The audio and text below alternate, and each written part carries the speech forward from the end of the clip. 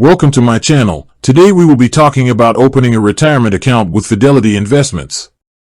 Yes, you can absolutely open a retirement account with Fidelity Investments.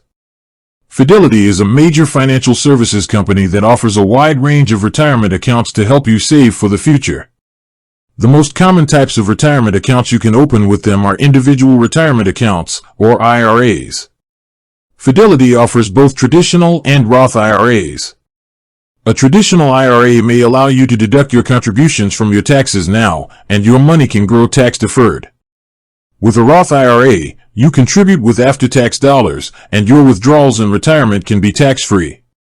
Fidelity also offers other types of accounts, including workplace retirement plans like 401(k), although these are typically set up through your employer.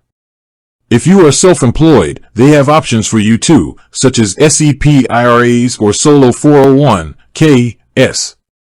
A key benefit of opening an account with Fidelity is that they often have no account fees or minimums to open most retirement accounts. They also provide various tools and resources to help you manage your investments, whether you want to be hands-on or get guidance.